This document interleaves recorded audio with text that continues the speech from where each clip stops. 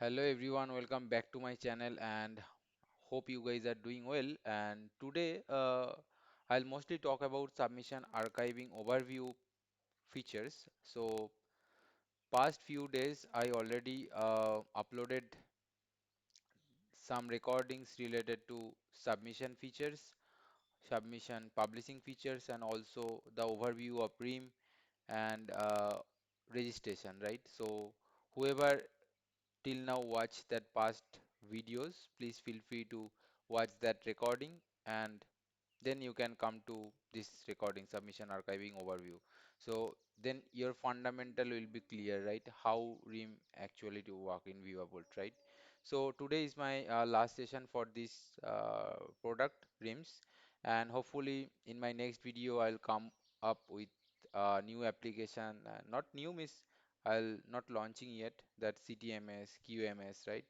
And also if possible ProMat comes in later future, I can try to comes with this topic. I can try to share some information on this, right?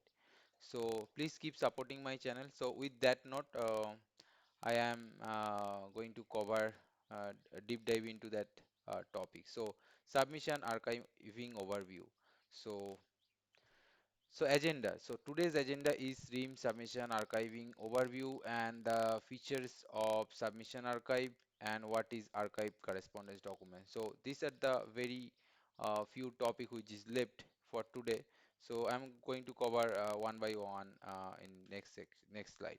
So REAM submission archive overview. So what is submission archive overview is mostly the archive, say from the archive section you can users can view the submissions and their published output in a proper structure which support the format ECDT and non-ECDT, right? And a good structure, right? That can be viewable from the archive section. So in depth, the description is Voltrim submission archive, which is designed to import archive and view published submission that were submitted to the health authority. So in the publishing stage, what are the document already published? That means the published output, which is sent to the health authority during the publishing. That published output users can able to see in proper structured way, right, in the archive section. So regulatory user can easily import submission into Vault. Yes, that we already know.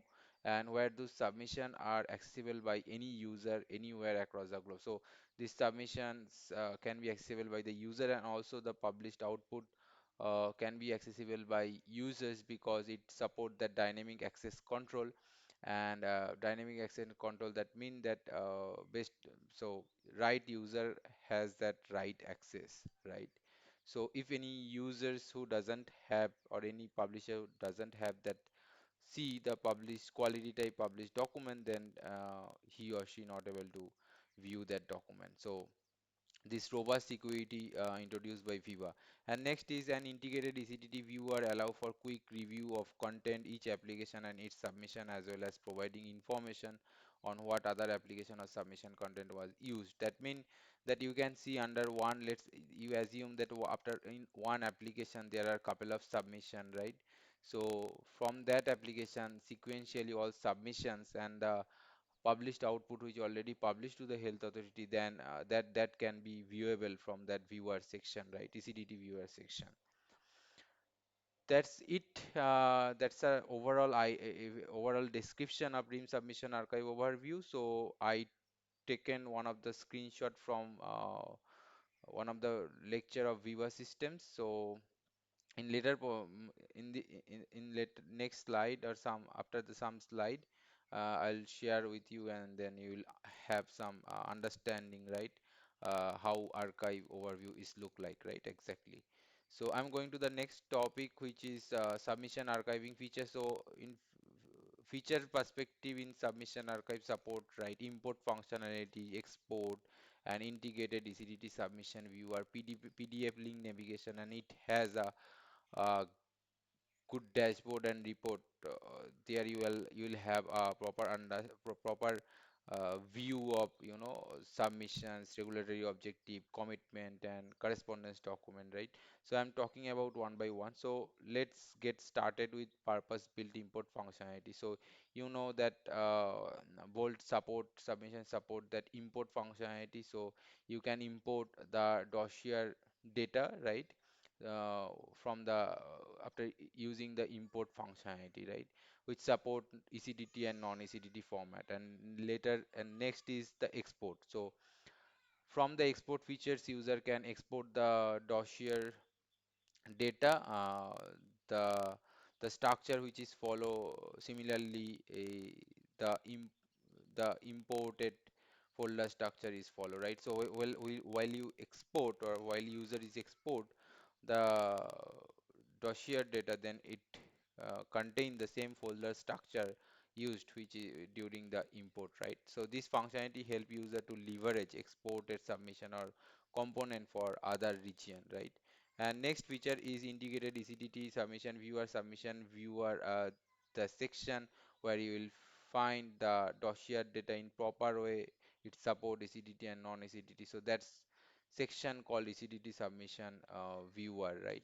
And then the screenshot what I am just before talking about, right? This is the one of the screenshot here. You will understand, right? Upon selecting that application, right?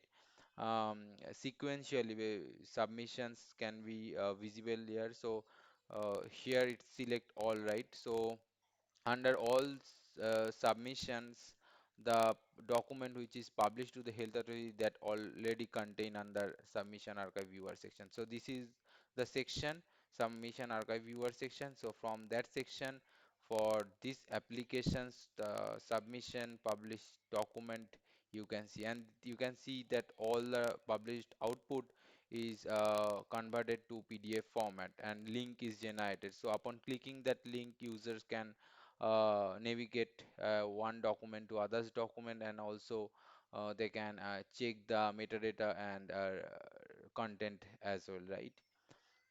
So this is the and also the history of that published document that also can be visible.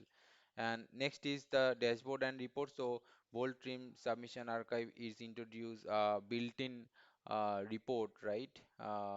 Which already there. That's name of the report is application chronology, and from that report you will or user can get the submission, correspondence, commitment, and regulatory objective data in one table. And additionally, the users admin can share that report, and they can create the report and copying their own report, right? And they have some visual uh, picture of that report that's called a dashboard, right? So I also taken that one of the screenshot of that report.